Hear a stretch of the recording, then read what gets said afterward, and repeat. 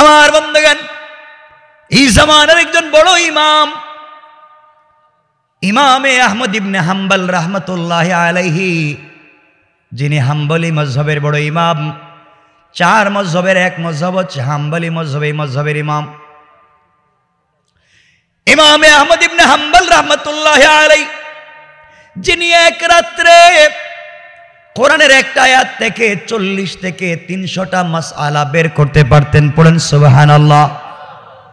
ইমামে আহমদ ইবনে হাম্বল তো ইমাম যার জবানে 10 লক্ষ থেকে 40 লক্ষ হাদিস মুখস্থ ছিল। কোন সুবহানাল্লাহ।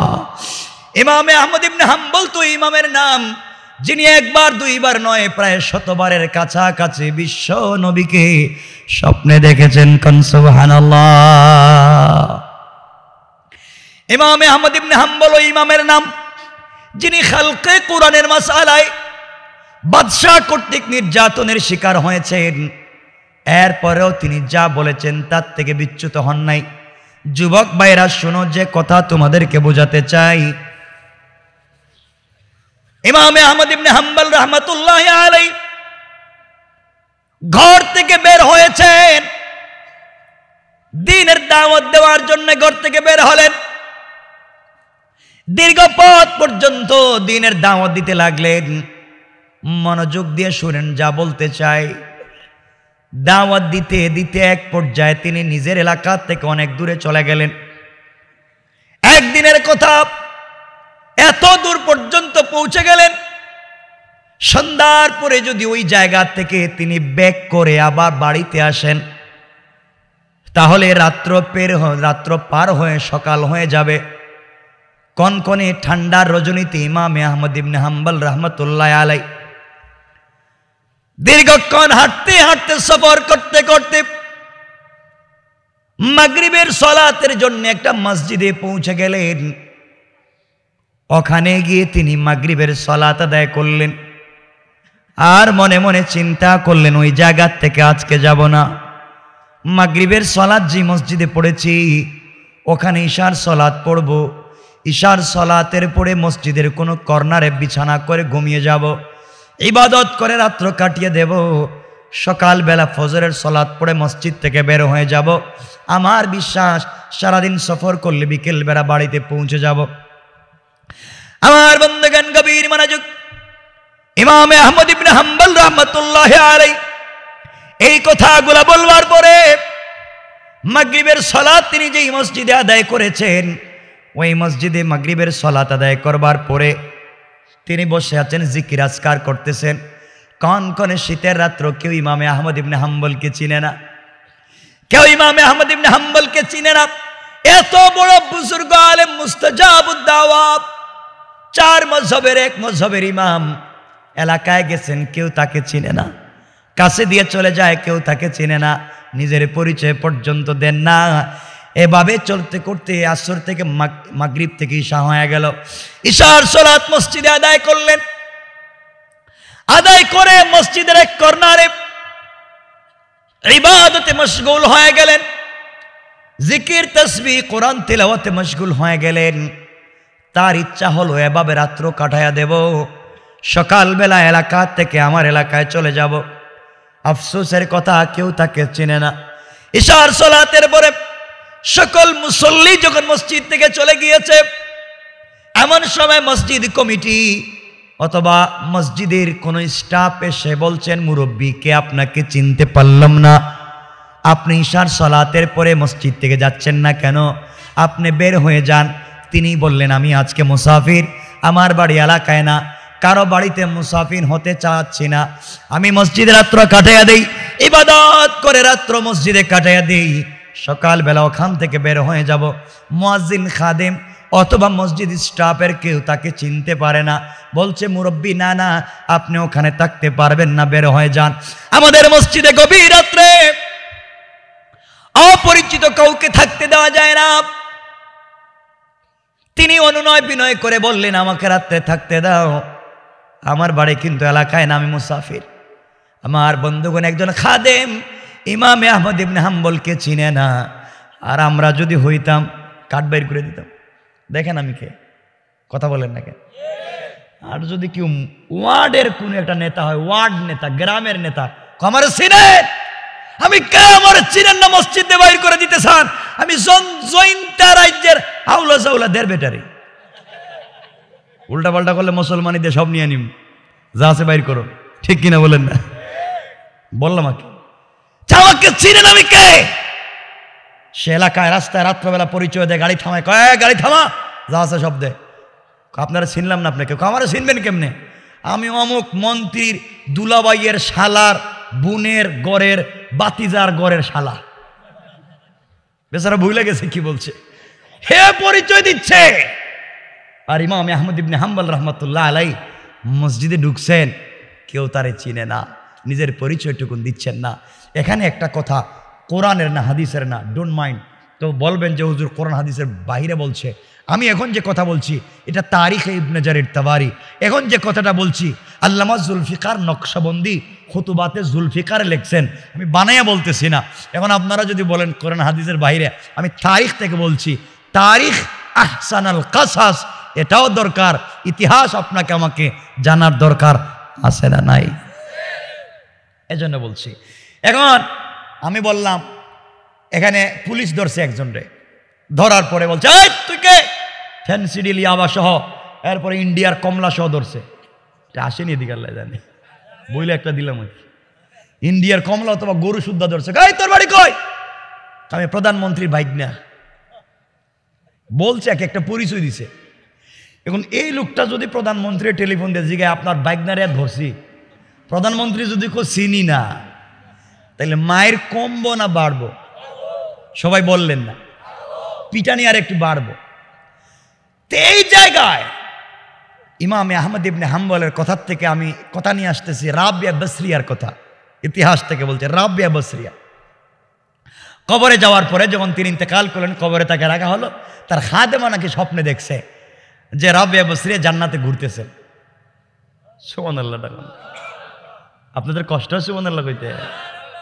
আপনাদের কি বলতে ভাল লাগে কোন? তো আমার গান গাইতে ভাল লাগে না? জাননি আপনারা জাপলং জিনা কয়, সব জিনা কয় এরা। আপনাদের এই রোডে তো গান গায়া গায়ে নাইচ্ছে নাইচ্ছে যায় এখানে মানুষ। আমার বন্ধুগণ শোনেন যে কথা বলতে চাই। রাবিয়া বসরিয়া ইন্তেকাল করবার পরে তাকে নাকি কবরে রাখবার পরে ফেরেশতারা প্রশ্ন করছে, রাবিয়া মার রাব্বুকা? খাদেমা বলছে, লিখছে কিতাবে যে রাবিয়া বসরিয়া জিজ্ঞাসা করছেন আপনারা কে? আমরা তো আল্লাহর ফেরেশতা। আমার কি জিজ্ঞান? আপনারা জিজ্ঞাসা করছে আপনার রবকে। রাবিয়া বসরিয়া বলছেন, আমার রবকে আপনারা জিজ্ঞাসা করতেছেন? আপনারা কোত্থেকে আইছেন? আমরা তো হাজার হাজার মাইল দূর থেকে সফর করে কবর আসছি। রাবিয়া বসরিয়া নাকি বলেছেন, ও ফেরেশতারা, তোমরা হাজার হাজার মাইল দূর থেকে কবর এসেও আল্লাহর নাম ভুলে যাও নাই। আর আমি রাবিয়া বসরিয়া মাত্র 3.5 হাত মাটির নিচে আইসা আমি কি আমার রবকে ভুলে গেছি? আল্লাহু আকবার। রাবিয়া বসরিয়া বলছেন, তোমরা আমাকে বলছো মার রব্বুকা, আমার রবকে। আমি যদি বলি রব্বি আল্লাহ, আমার রব আল্লাহ, আল্লাহ যদি বলে রাবিয়ারে চিনি না, তাইলে আমার কি হবে? সুতরাং আমি কে আমারে জিজ্ঞাসা লাভ নাই, আল্লাহরে জিজ্ঞাসা করো, আমারে চিনেনি। আর আসতে বলেন না সুবহান।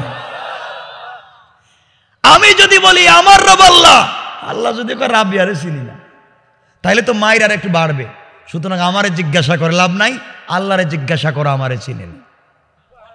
কতটুকুন ঈমান থাকলে, কতটুকুন স্পিরিট থাকলে এই কথা বলা যায়। আমার বন্ধুগণ, মাঝে মাঝে দেখবেন অনেক পুলিশে গাড়ি থামায়, গাড়ি চেক করতেছে, আমাকে চিনেন? আমি অমুক নেতার অমুক। আমাকে চিনেন? আমি অমুক দলের অমুক নেতা, আমারে ছেড়ে দেন। পুলিশকে ছাড়া যাবে না, গাড়ি চেক করতে হবে। মোবাইল হাতে নিয়ে পুলিশ টেলিফোন দিতেছে, গাড়ি রাখো, স্যার আমি যা বলছি সব ভুল বলছি, 500 টাকা নিয়ে আনেন, ছেড়ে দেন। ঠিক কিনা বলেন? আছে না নাই? এগুলা কেন করেন আপনারা? কার পরিচয় দিচ্ছেন?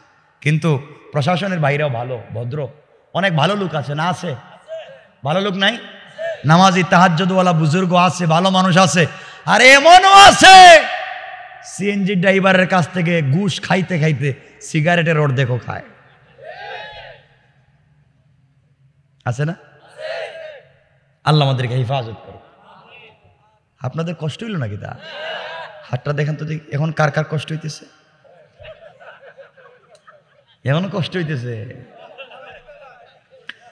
আমার মুসলমান বন্ধুগণ, গভীর মনোযোগ। ইমাম আহমদ ইবনে হাম্বল রাহমাতুল্লাহ আলাইহি খাদেমকে বললেন, বাবারে তুমি আমাকে চিনবা না, আমি এলাকার মুসাফির, মুরব্বী মানুষ, ওখান থেকে বের হলে ঠান্ডা লেগে যাবে, আমি অসুস্থ হয়ে যাব, এই জন্য যেতে চাই না, মসজিদে থাকি, সকালবেলা চলে যাব। খাদিম তো আর কিছুই মানে না। খাদিম বলছে বের হয়ে যান। এক পর্যায়ে ইমাম আহমদ ইবনে হাম্বলের ব্যাগ শুদ্ধ হাতে ধরাইয়া বলছে বের হয়ে যান। ইমাম আহমদ ইবনে হাম্বলকে মসজিদ থেকে বের করে দিয়েছে। রাত্রবেলা কোথায় যাবেন? মসজিদে জায়গা নেই, কেউ তাকে চিনে না, মেহমান নেয় না। কনকনে শীতের রজনীতে ইমাম আহমদ ইবনে হাম্বল রাহমাতুল্লাহ আলাইহি পথ ধরে হাঁটতে শুরু করলেন, রাস্তা দিয়ে হাঁটতে লাগলেন। হাঁটতে হাঁটতে একটা বাজারে পৌঁছে গেলেন। কনকনে শীত, গভীর রাত্রে বাজারের কোনো দোকান খালি নাই। এই গভীর রাত্রে হাঁটতে হাঁটতে বাজারের সামনে গিয়ে দেখে শুধুমাত্র কেবলমাত্র একটা যুবক গভীর রাত্রে বাজারের একটা দোকান খুলে রুটি তৈরি করতেছে আর রুটি বিক্রি করতেছে। কোন সুবহানাল্লাহ! রুটি বিক্রি করতেছে। ইমাম আহমদ ইবনে হাম্বল কাছে গিয়ে বলেন, বাবা এত রাত্রে সব দোকান বন্ধ, আর তুমি দেখা যায় এখানে রুটি বিক্রি করো, তুমি দোকান লাগাবে না? যুবক ডাক দিয়া বলছে, কে আপনাকে চিনলাম না। সকল মানুষের দোকানদারি শুরু হয় ফজরের পরে, আর আমি দোকান খুলি মাগরিবের পরে। মাগরিবের পরে দোকানে ব্যবসা শুরু করি, ফজরের সালাতের আগে বন্ধ করে দেই। রাত্রবেলা আমার কাস্টমার। ইমামে আহমদ ইবনে হাম্বল বললেন, তুমি এমন কাস্টমার কোত্থেকে এসে গভীর রাত্রে রুটি নিয়ে যায়? যুবক বলছে, আপনি জানবেন না, আমার কিছু বান্দা কাস্টমার আছে, ওরা রাত্রবেলা আমার কাছ থেকে রুটি নেয়। ইমামে আহমদ ইবনে হাম্বল চিন্তা করলেন, এই লোকটা যেহেতু রুটি তৈরি করে বিক্রি করে, গভীর রাত্রে কুয়াশা পড়েছে, ঠান্ডার রজনী, তিনি চিন্তা করলেন রাত্রবেলা যদি দোকানের কাছাকাছি থাকা যায়, আগুন আছে, তাপ পোহাতে যাবে, বডিতে ঠান্ডা কম লাগবে, রাত্র কেটে যাবে। তার সঙ্গে গল্প করে করে তিনি বললেন, বাবারে তোমার চেহারা তো বড় সুন্দর, নামাজি দিনদার মনে হয়, আল্লাহওয়ালা। আমি একজন মুসাফির, আমার বাড়ি এলাকায় না, অনেক দূরে আমার বাড়ি। আমি একটা মসজিদে রাত্রবেলা থাকবার জন্য গিয়েছিলাম, মাগরিবের সালাত পড়েছি, ইশার সালাত পড়েছি, ওই মসজিদে আমি থাকতে চাইছিলাম মুসাফির হিসাবে, কেউ থাকতে দিল না। রাত্র গভীর হয়েছে, কোথায় যাব? মসজিদ কমিটি আমাকে বের করে দিয়েছে, মসজিদের স্টাফ আমাকে বের করে দিয়েছে, কোথায় যাব খোঁজে কোনো জায়গা পাচ্ছি না। শেষ পর্যন্ত রাত্রবেলা তোমার এখানে আসলাম, তোমার দোকান খোলা, আগুন আছে, আগুন পোহালে শরীরে একটু ঠান্ডা কমবে। বাবারে সারা রাত্র যেহেতু তোমার দোকান খোলা, তুমি চাইলে তোমার দোকানের সামনে যদি আমি বসে যাই, রাত্র কেটে যাবে তোমার সঙ্গে গল্প করে করে। আগুন আছে, আগুন পোহাইয়া আগুন চাপাইয়া আমি একটু শরীরটাকে উষ্ণ করব, তোমাকে সুযোগ দিবে। এমন সময় যুবক চেহারার দিকে তাকায়া দেখে ভদ্র ভালো মানুষ দেখা যায়, নুরানি চেহারার মুরব্বী ডাক দিয়া বলছে, আঙ্কেল আমার বাবা নাই, আপনার চেহারা বড় ভালো মানুষের দেখা যায়, আপনি বাহিরে থাকবেন কেন? সারা রাত্র আমি রুটি তৈরি করব, আর আমার দোকানে আপনি বসে বসে বিশ্রাম নিতে পারবেন। কারণ সুবহানাল্লাহ। ইমাম আহমদ ইবনে হাম্বল দোকানের ভিতরে ঢুকে গেলেন। দোকানের ভিতরে ঢুকে তিনি যখন বসে আছেন, এমন সময় তিনি দেখেন আশ্চর্য কারবার। কি কারবার? সবাই বলেন কি? আশ্চর্য কারবার। এই যুবকটা রুটি তৈরি করবার জন্য যখন খামির আর পানি একত্রিত করে, আটা ময়দা পানি যখন একত্রিত করে, তখন পড়ে আস্তাগফিরুল্লাহ। খামির যখন তৈরি হয়ে যায় তখনও পড়ে আস্তাগফিরুল্লাহ। লোকটা হাতের মধ্যে খামির নিয়ে যখন চুলায় দেয় আস্তাগফিরুল্লাহ, রুটি তৈরি হয়ে যাওয়ার পরে যখন রুটি নির্ধারিত জায়গায় রাখে পড়ে আস্তাগফিরুল্লাহ। কেউ রুটি কিনতে আসলে তার হাতে রুটি দিয়া পড়ে আস্তাগফিরুল্লাহ, হাতের মধ্যে টাকা নিয়ে পড়ে আস্তাগফিরুল্লাহ, টাকাগুলা পকেটে রেখে পড়ে আস্তাগফিরুল্লাহ। এক কথায় আশ্চর্য কথাগুলা দিল দিয়ে শুনেন কি বলতে চাই। যুবকের জবানে আস্তাগফিরুল্লাহ ছাড়া আর কোনো কথা নাই। ইমাম আহমদ ইবনে হাম্বল আশ্চর্য হয়ে গেলেন, যুবকটাকে কি দেখি আস্তাগফিরুল্লাহ পড়ে। ডাক দিয়া বললেন, বাবা রে তুমি শুধু আস্তাগফিরুল্লাহ পড়ো, ব্যাপার কি? যুবক ডেকে বলছে, মুরব্বী আপনি আমাকে চিনবেন না, এই আস্তাগফিরুল্লাহ পড়ে আমি 32 বছর জীবনে যা পেয়েছি আমার মনে হয় পৃথিবীর কোনো মানুষ তা পায় না।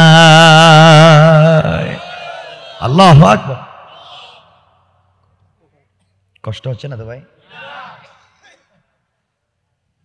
আমার বন্ধুগণ, আল্লাহ যদি সাথে থাকে কিছু হবে নাকি? কিছু হয় না। হবে হবে। আল্লাহ আসেননি আমাদের সাথে? তাহলে চুরি করার সময়, মিথ্যা কথা বলার সময়, বুট যে সময় ডাকাতি করে, হ্যাঁ এটা হয়নি। আল্লাহ আছেন, আমরা অন্যায় করব না, আমরা হারাম কাজ করব না। আল্লাহ যদি সাথে থাকেন, আরে কেউ কিছুই করতে পারবে না আপনার, ঠিক কিনা বলেন? কোথায় কথা চলে আসছে, 1 মিনিটে বইলে দিই। রসুল যেদিন মক্কা থেকে হিজরত করে মদিনায় যাবেন, মানে ইয়াসরিবে যাবেন, রসুল তো ঘুমিয়েছিলেন। আমি ঘটনা বলবো না, আল্লাহ সাথে থাকলে কি হয় তা বুঝাতে চাই। খুব মনোযোগ দেন যুবকেরা, তোমাদেরকে বলছি। পকেটে তো শুধু সিগারেট পাওয়া যায়। দুনিয়ার জমিনে একটা জিনিস ছাগল খায় না, কোন তো? গাছের যত পাতা লাতা সব ছাগল খায় না? খায় না? আপনার তামাক যেখানে হয়, তামাক যে জমিনে হয়, ছাগলরে নিয়ে বলবেন তামাকের পাতা খা, খাবে? মনে খুব খারাপ কথা বলে ফেলছি। খায় না, ছাগলও খায় না। এইদিকে বলতেছি না, আপনারা আবার আমার বলবেন আমার কি বললেন আপনারা। আমি তো আবার কিছু চিন্তা করে কথা বলতে হয়, কারণ যে বিপদে এমনি আসি রে ভাই, যে বিপদে আসি, আমার জীবনে তো ঠান্ডা ঠান্ডা বাস করি না, কোন চিপায় আসি আল্লাহ জানে। শুনেন শেষ পর্যন্ত কি বলতে চাই। আমার বন্ধুগণ, রাসূল হিজরত করে মক্কা থেকে মদিনায় যাবেন, জিবরিল আমিন ঘুম থেকে উঠালেন। ঘুম থেকে উঠাইয়া বলছেন, ইয়া রাসূলুল্লাহ, সফর করেন ইয়াসরিবে, আল্লাহ নির্দেশ করেছেন। রাসূল বড় খুশি, উঠলেন, কাপড় পরলেন, রুম থেকে বের হবেন। হঠাৎ শুনেন গোরের চতুর্দিকে কাফের, কাফের নেজা, বল্লম, তরবারি, তীর নিয়ে আছে। নবীজি বের হলে আঘাত করবে। আমার নবীজি আল্লাহকে ডাক দিয়ে বলছেন, আল্লাহ তাআলা আপনি আমাকে বললেন ঘর থেকে বের হয়ে সফর করে ইয়াসরিব আর মদিনায় যেতে, ঘরের চতুর্দিকে কাফের, আমি কেমনে যাই? ঘর থেকে বের হলে কাফেরেরা আমাকে আঘাত করবে, মেরে ফেলবে। আল্লাহ বললেন, বন্ধুরে আমার উপরে ভরসা করে, আমার উপরে ঈমান নিয়ে ঘর থেকে বের হওয়ার দায়িত্ব তোমার, আর মদিনা পর্যন্ত পৌঁছে দেওয়ার জিম্মাদার আমি আল্লাহ। নবীজি বললেন, আল্লাহ তাআলা ঘর থেকে বের হতে পারি, কিন্তু আমিও তো মানুষ, আমার ভিতরে ভয় হয়, কাফেরেরা আঘাত করতে পারে, আমাকে কোনো উপকরণ দেন যা দিয়ে বাঁচা যায়। আল্লাহ বলেন, বন্ধুর এক কাজ করো, হাতের মধ্যে কিছু কঙ্কর অথবা বালি অথবা পাথর নেও, কোরআন থেকে তিলাওয়াত করে কাফেরদের উপরে নিক্ষেপ করো। কাফেরদের উপরে নিক্ষেপ করবা, তুমি চলে যাইবা, কেউ তোমাকে দেখবে না। আল্লাহ রাসূল আল্লাহকে ডাক দিয়া বলছেন, আল্লাহ তাআলা আপনি কঙ্কর নিক্ষেপ করতে বলেছেন, কঙ্কর যদি মারি কয় দিকে যায়? যেদিকে মারবো ওদিকেই তো যায় না, সামনে মারলে পিছনে যায়? আল্লাহকে বলছেন, আল্লাহ তাআলা আপনি আমাকে বলছেন পাথর মারবার জন্য, আমি যদি কঙ্কর মারি একদিকে যাবে, কাফের তো চতুর্দিকে, একদিকে মারলে অন্য দিকের কাফের আমাকে মারবে। আমি তো চতুর্দিকে মারতে পারবো না। আল্লাহ বলেন, বন্ধুরে তোমার হাতের মধ্যে কঙ্কর নিয়ে একদিকে সামনের দিকে নিক্ষেপ করার দায়িত্ব তোমার, আর আমার উপরে ভরসা করে ঘর থেকে যদি বের হয়ে যাও সকলের চুকে চুকে ফেলে দেওয়ার দায়িত্ব আমি আল্লাহ।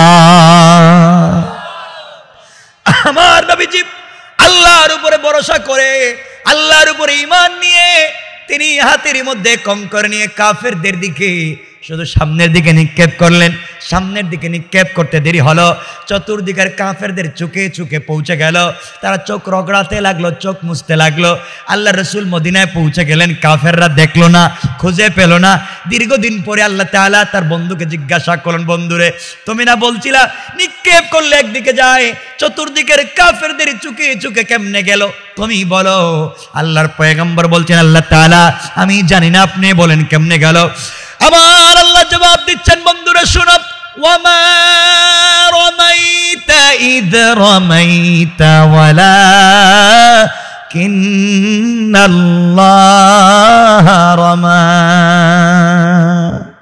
আমার আল্লাহ বললেন, বন্ধুরা তুমি যখন কাফেরদের দিকে কঙ্কর পাথর আর বালি নিক্ষেপ করেছো, তুমি মনে করেছো তোমার হাত, না না, তুমি যখন নিক্ষেপ করতে গিয়েছো তোমার হাত থাকে নাই। আমার উপরে ভরসা থাকবার কারণে ওটা আমি আল্লাহর কুদরতের হাত হয়ে গিয়েছে, আর আমি আল্লাহ আমার হাত দিয়ে সকল কাফেরদের চোখে চোখে পৌঁছে দিয়েছি। কান সুবহানাল্লাহ, আল্লাহু আকবার বলেন। আমার বন্ধুগণ এই কথাই বলতে চাই। ইমাম আহমদ ইবনে হাম্বল কি যুবক বলছে, হুজুর মুরব্বী আঙ্কেল আপনাকে চিনতে পারলাম না, আমি আল্লাহর উপরে ভরসা করে চলি, আমি 32 বছর এখানে রুটি বিক্রি করি, আল্লাহ এই আস্তাগফিরুল্লাহ পড়ে আমি যা পেয়েছি পৃথিবীর কোনো মানুষ হয়তো তা পায় নাই। ইমাম আহমদ ইবনে হাম্বল নিজের পরিচয় গোপন করে ডাক দিয়া বললেন, যুবক বলো আমিও পড়ব। আপনারা পড়বেন না? আমিও পড়ব। বলো আস্তাগফিরুল্লাহ বলে তুমি কি পেয়েছো? এমন সময় যুবক ডাক দিয়ে বলতেছে, মুরব্বী তাহলে শোনেন, আমি 32 বছর থেকে আস্তাগফিরুল্লাহ পড়ি, এখানে আমি ব্যবসা করি, ব্যবসা করার কারণে এই ব্যবসা দিয়া 50 থেকে 60 জন লোককে আমি খাওয়াই, এতিমখানায় দান করি, মসজিদ মাদ্রাসায় দান করি। এত কিছু দেওয়ার পরেও আমার খাবারের বরকত কমে না। মুরব্বী আমি আস্তাগফিরুল্লাহ পড়ি, এই আস্তাগফিরুল্লাহ পড়বার কারণে, আস্তাগফিরুল্লাহ বলবার কারণে আমার শরীরে আজ পর্যন্ত সর্দি কাশি ছাড়া বড় কোনো রোগ হয় নাই। আর আস্তাগফিরুল্লাহ বলবার কারণে আমি আমার নবীকে আজ অবধি প্রায় 17 বার স্বপ্নে দেখেছি। মুরব্বী আপনাকে আরো কত কিছু বলবো। আস্তাগফিরুল্লাহ পড়বার কারণে 2টা হাত উপরের দিকে উঠাইয়া আমার এই 32 বছরে আল্লাহর কাছে যা চাইছি আমার আল্লাহ জীবনে আমার হাতকে ফিরাইয়া দেয় না। ইমাম আহমদ ইবনে হাম্বল আশ্চর্য হয়ে গেলেন, তাহলে কি তুমি মুস্তাজাবুদ দাওয়া?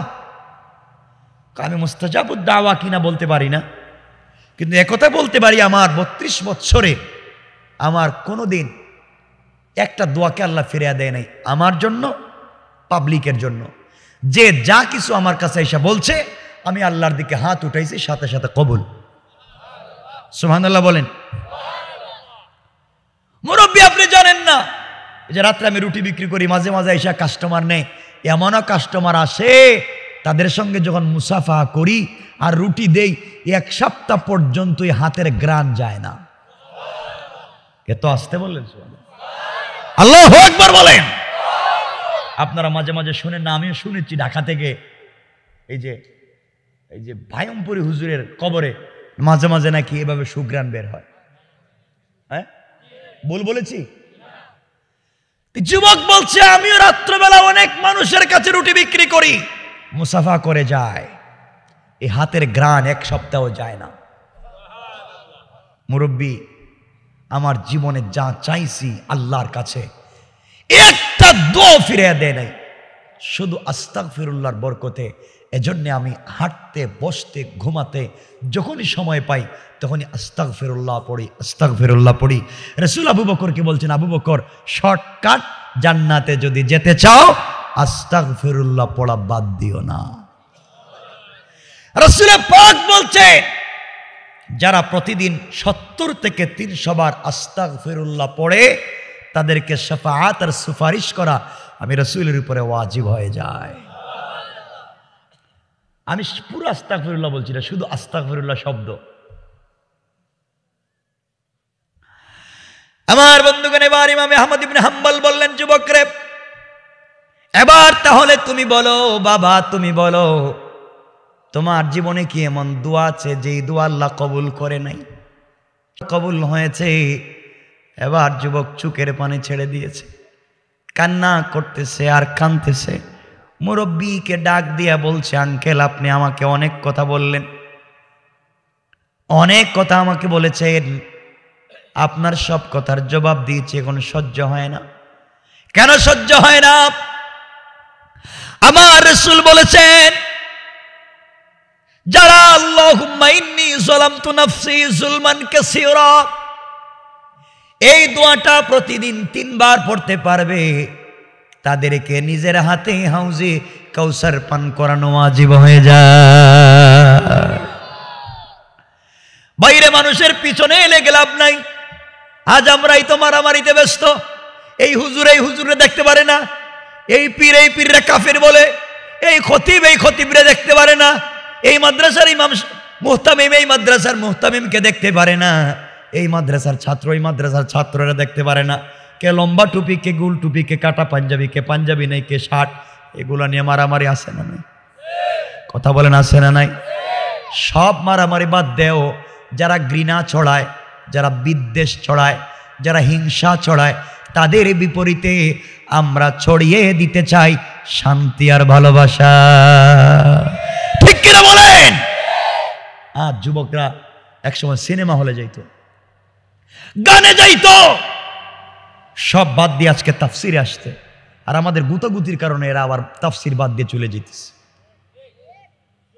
আল্লাহর ওয়াস্তে এগুলাতে যাব না, ফিতনা ফাসাদে লিপ্ত হব না, অন্যায় করব না।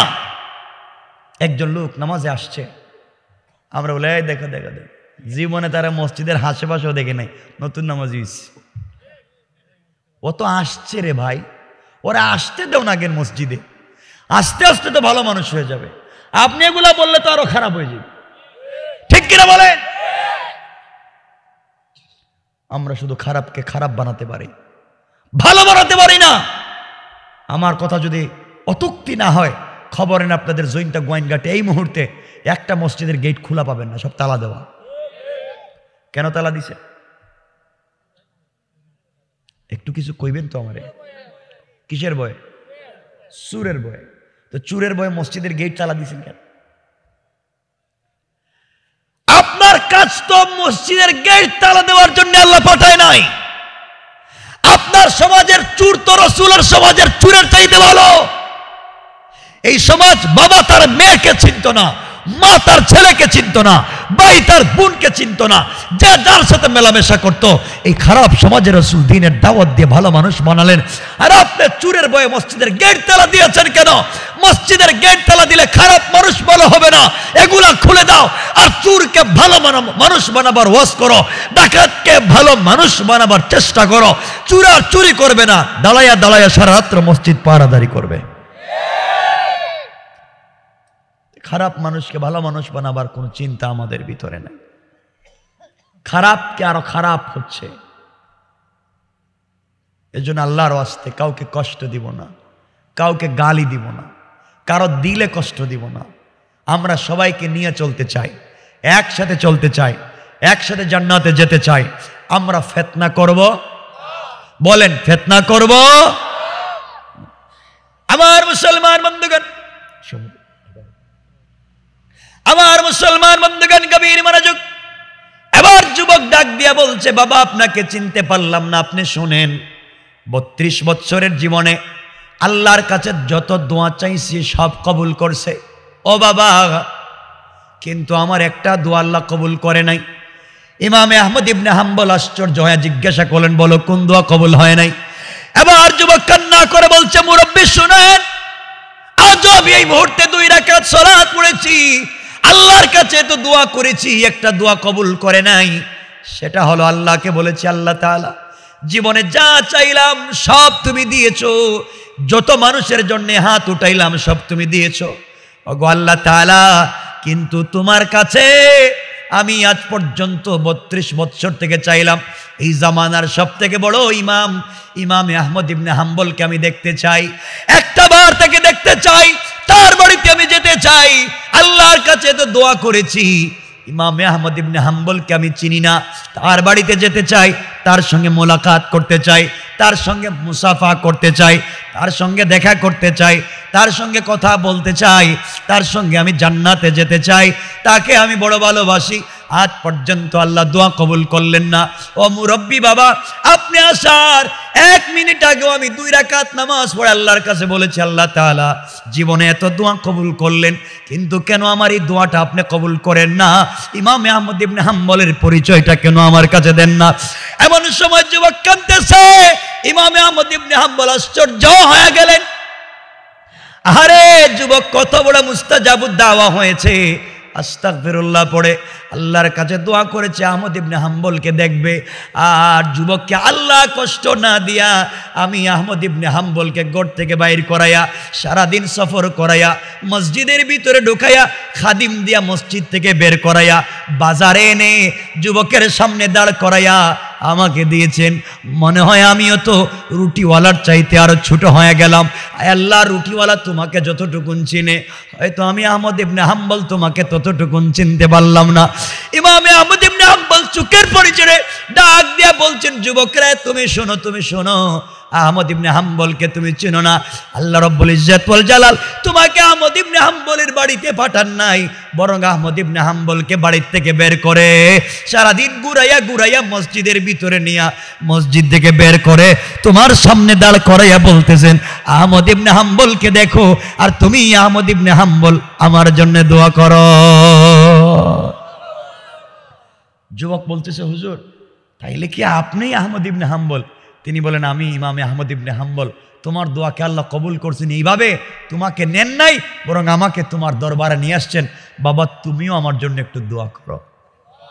আল্লাহু আকবার। এই জন্য আল্লাহ রাব্বুল ইজ্জত ওয়াল জালাল আমার তেলাওয়াতকে তো আলোচ্য আয়াতের শেষ দিকে বলছেন, ওয়াল্লাযীনা ইয়াকুলুনা রাব্বানা সরিফ আন্না আযাবা জাহান্নাম ইন্না আযাবাহা কানা গরামা। আল্লাহ রাব্বুল ইজ্জত ওয়াল জালাল বলেছেন, যারা জিন্দেগীর গুনার জন্য আল্লাহর দরবারে হাত উঠে তওবা করে, আল্লাহ শুধু তাদের তওবা কবুল করে গুনাহ মাফ করেন তা না, ওই পরিমাণ সওয়াব আমলনামায় লিখেই দিয়া জাহান্নাম থেকে বাঁচায়া জান্নাত ওয়াজিব করে দেন। কোন সুবহানাল্লাহ, আল্লাহু আকবার বলেন। আমার কথা এখানে শেষ। 11টা কাটায় হয়েছে, টাইম ছিল 11টা। এরপর একটা আয়াত পড়েছি, ইন্নাহা সাআত মুস্তাকাররা ওয়া মুকামা। এতক্ষণ যা বলছি তা যদি না মানেন, আল্লাহরে না চিনেন, জান্নাতের ইবাদত না করেন, ইন্নাহা সাআত মুস্তাকাররা ওয়া মুকামা, তাহলে এমন জাহান্নামে থাকবেন স্থায়ীভাবে, যেখানে 19 জন ফেরেশতা তোমাকে আমাকে মাথা নিচের দিকে করে পা উপর দিকে উঠাইয়া 1 লক্ষ বকরির জীবন্ত বাচ্চাকে মাথা নিচের দিকে করে পা উপর দিকে উঠাইয়া টাইনা টাইনা চামড়া নামাইলে যে শাস্তি হয়, তোমাকে আমাকেও মাথা নিচের দিকে করে পা উপর দিকে উঠাইয়া 19 জন ফেরেশতা দিয়ে তোমার আমার চামড়া টাইনা টাইনা নিচে নামাবেন। নাউজুবিল্লাহ, তো আসতে বললেন। আল্লাহ বলছেন, ইন্নাহা সাআত মুস্তাকাররা ওয়া মুকামা। আল্লাহ যেন আমাদেরকে জাহান্নাম থেকে বাঁচান। সকলে পড়েন আমিন, আর জোরে পড়েন আমিন। আলোচ্য বিষয়ের আলোচনা এখানে রেখে দিলাম, আর লম্বা করতে চাই না, কারণ লম্বা করলে এখন লম্বা হয়ে যাবে। শুধু এতটুকুন বলবো, আমরা 5 ওয়াক্ত নামাজি হয়ে যাব। বললেন না ইনশাআল্লাহ? আমরা হারাম খাবো না, হারাম পথে যাব না, আমরা বাই বাই হয়ে একসাথে চলবো। কে ধনী কে গরিব, কে কালো কে ধলো সব বাদ, আমরা সব এক আদমের সন্তান। আমরা কোনো সাম্প্রদায়িক দাঙ্গা চাই না, আমরা অসাম্প্রদায়িক চেতনায় বড় হব ইনশাআল্লাহ। আল্লাহ আমাদের সবাইকে কবুল করুক।